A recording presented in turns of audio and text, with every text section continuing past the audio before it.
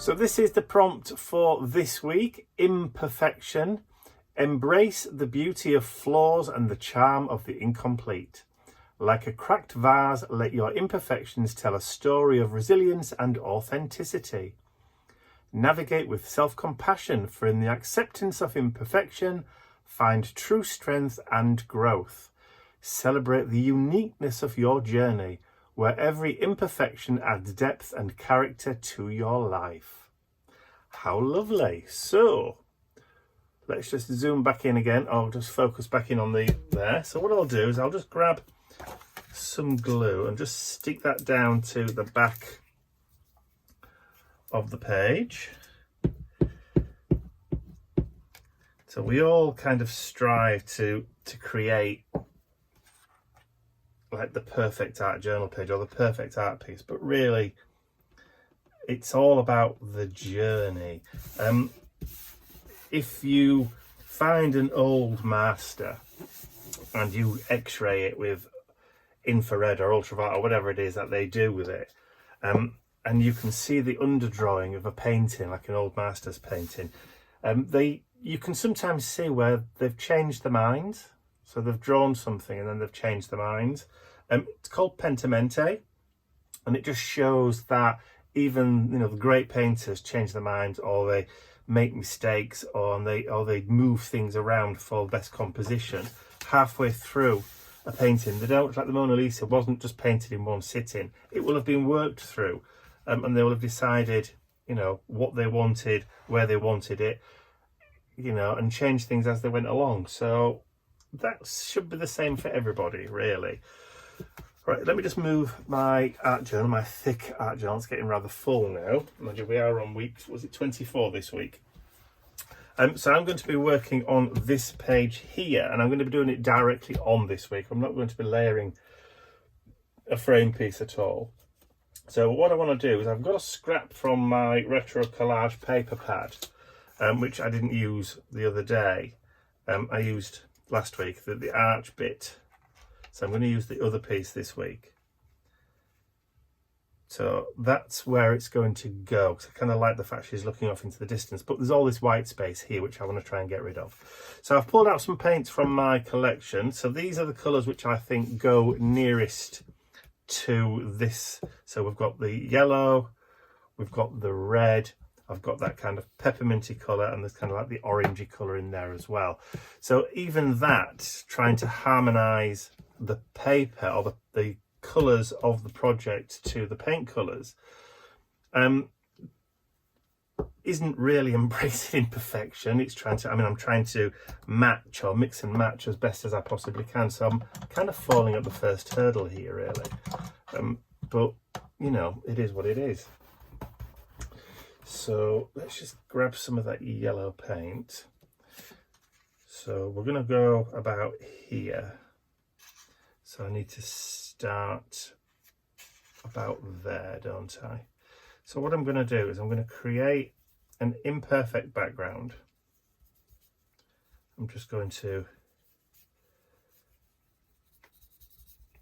put some of that down, and I'm going to mix as we're going along. So this is the orange. So the yellow that I'm using is banana custard. The orange here is burning bonfire. So I'm going to mix that directly, and I haven't gessoed because I don't mind if it just soaks straight in, and I can go over and paint. These are matte paints, so theoretically, mind you, saying that, I'm using yellows and oranges, which are notoriously, even for matte paint, translucent. So anybody who's ever painted a yellow wall will know that it doesn't go on in one coat.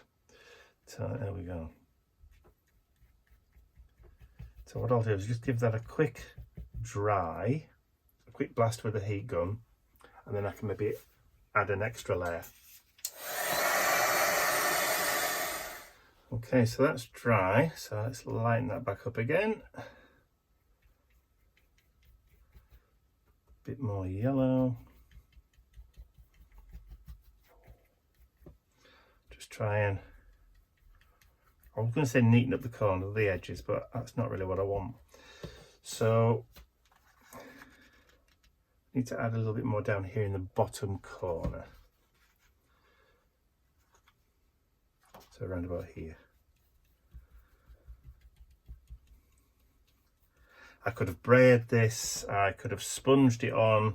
I'm just choosing just to randomly put the paint on with the brush. I could use my fingers. So there are 101 different ways to put paint down on a page. All of them equally valid and just as much fun to do.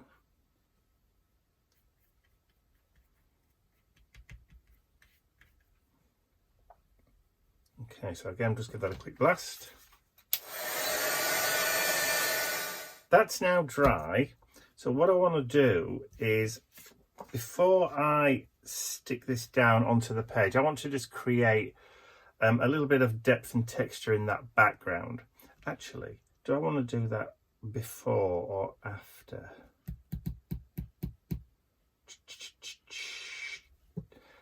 Let's just see. Actually, I think what I might do is do it before and after. Oh, all that red paint, didn't need all that. Only need a little bit. Right, so what I'm going to do is I'm going to stamp using my new journaling textures. I'm going to use this grid one here in the background. So I'm going to take that off and I'm going to just dab some of the paint onto the stamp all over. I've got to remember to wash the stamp immediately after use, but I'm not going to use a stamp block because I don't want a perfect stamp. So let's just remove that and just stamp down. Don't want a perfect stamp. Let's just add a little bit more over here.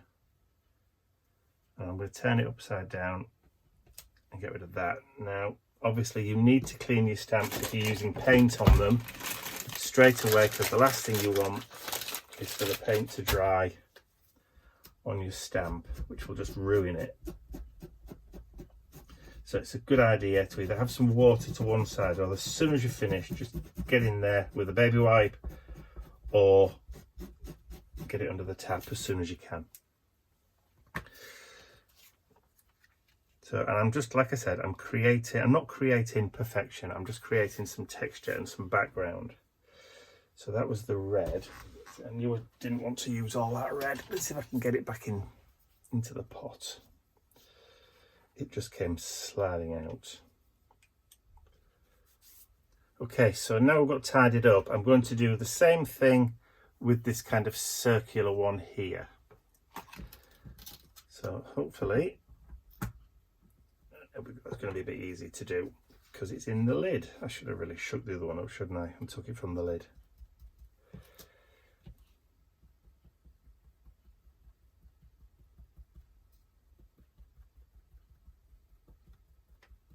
So again, I'm just going to stamp it straight down. Not bothered about imperfections.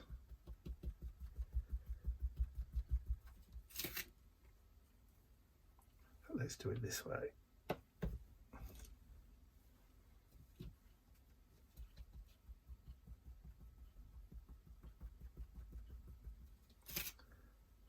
And then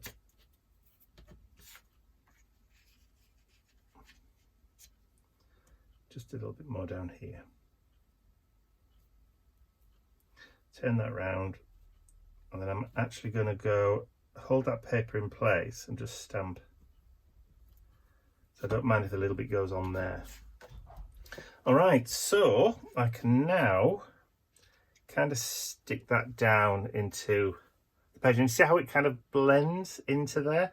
What I could do, I've got some scissors, I might actually cut round that sun and the top of that mountain so we lose that arc but I'm not particularly bothered about it. See, I'm embracing the imperfection. Right, so let's get that glued down now. Some scratch paper.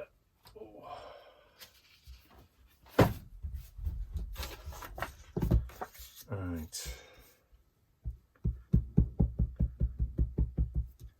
Use a glue stick. It's as good as anything else.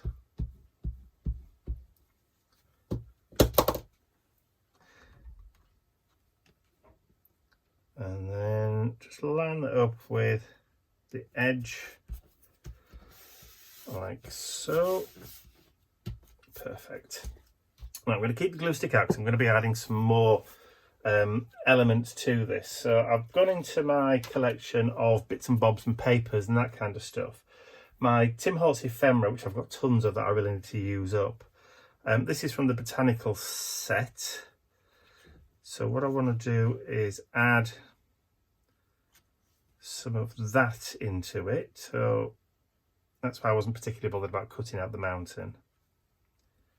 Just because, so this is going to be a kind of a non-matchy collage cluster. So we'll have that about there.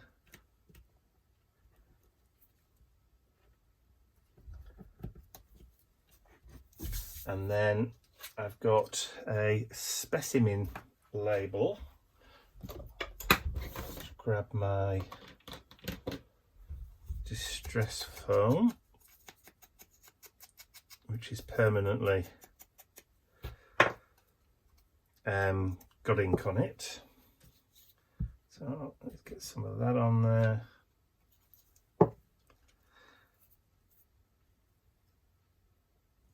I'll add that to that like so. And then I've got a little mushroom, which I think is from the Field Notes set, which I'm going to add down here just to kind of break up this area here. And then I've got a bus ticket.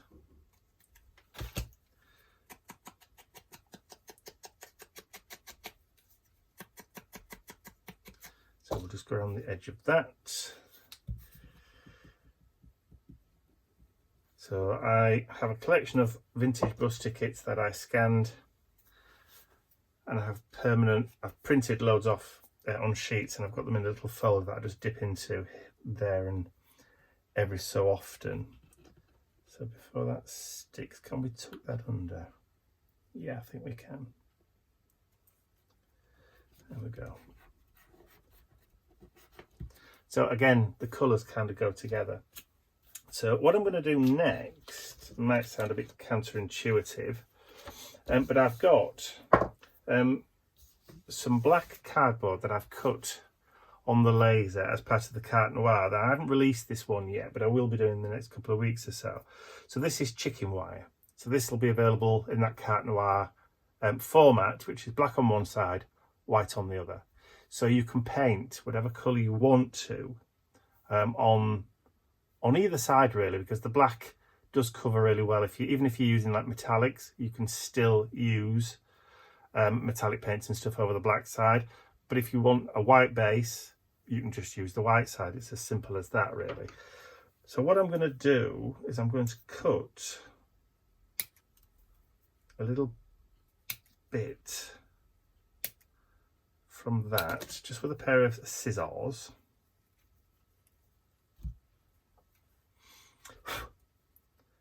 And I'm going to add that, take that little corner out there.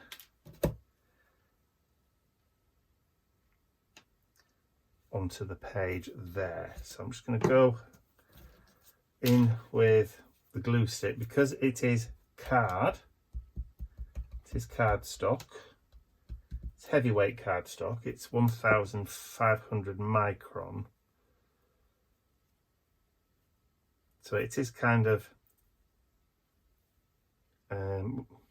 substantial.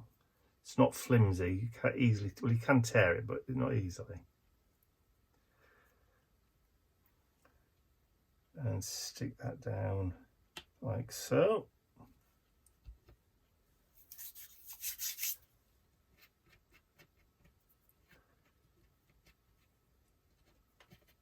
Just wipe that off with my finger. And then I'm going to bring another piece in. So this time from that top right hand corner. So we'll go like so, just create a little bit of a triangle up there.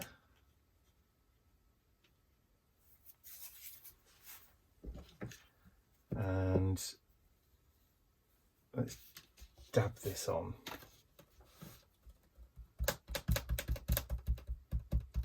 Rather than try and stripe it all out, let's just dab it on, might be easier.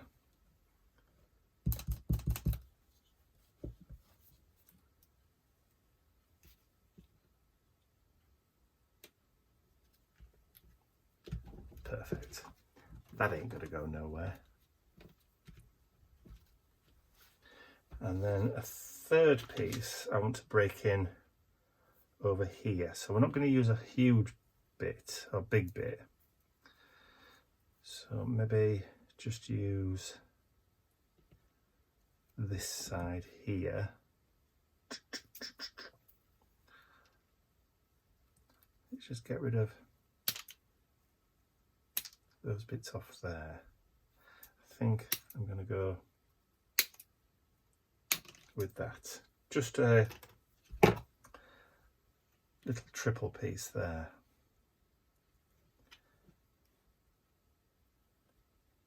Yeah, I like that. I hadn't really planned exactly where everything was going to go because I wanted to do it ad hoc, spur of the moment.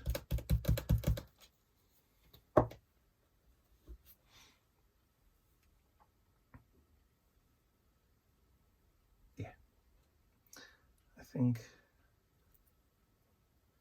actually there, I think.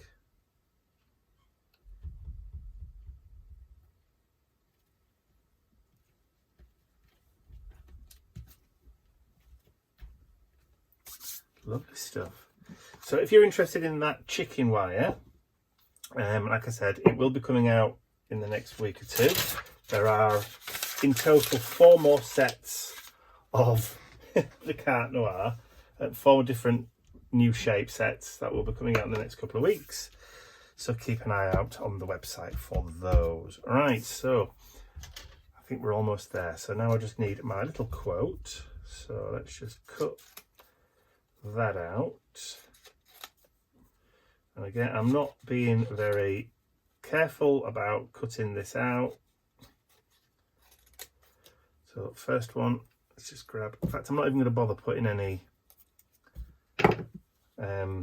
distressing on this one. Let's just put it on as is. So we've got, let's put it on there.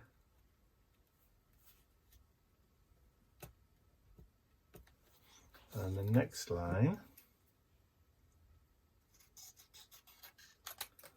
just cut out really quick.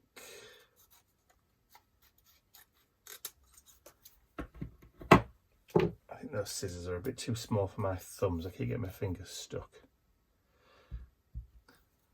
That's probably something that a lot of people can identify with. And then I'm going to put that across there.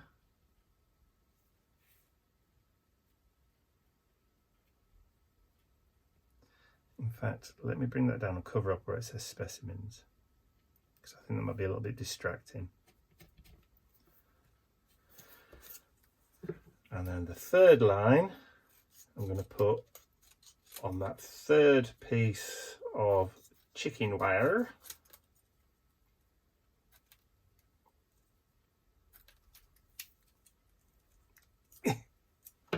Fat thumbs.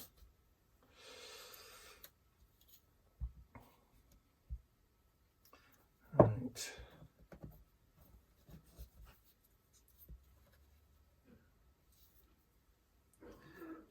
can go on there.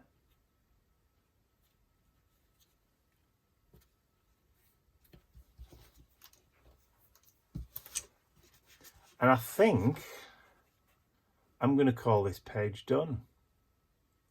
I like it. It's not particularly well balanced. It's not tidy around the edges. And it's probably about as imperfect as I'm comfortable doing on a video where I'm showing it to, I would say thousands, but it's not that many of you watch my videos anymore. So hundreds, I will say. So I hope you've enjoyed watching me create this art journal page for week 24 for the Mission Inspiration. If you have, please remember to give the video a thumbs up, share it with your friends, and if you haven't subscribed to my YouTube channel already, you can do so by clicking the button at the end of the video, and I'll pop the URL for the Mission Inspiration Facebook group on the screen there. If you want to pop along and join us in our weekly art challenges, then that's that. There will be a link in the description below the video as well, so you can just click that and pop across a clickable link, or a clink as it will now be known, a clink below the video.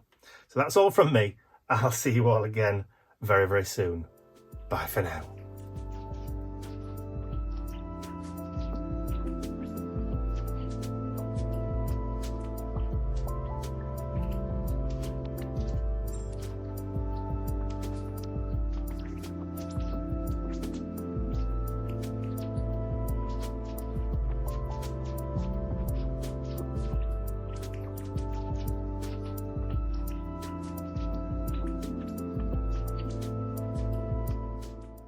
I'd like to say a huge thank you to all of my angels, because without you, these videos would not be possible. And don't forget, you can access your exclusive angel-only content over on my website. There's a link in the description area below.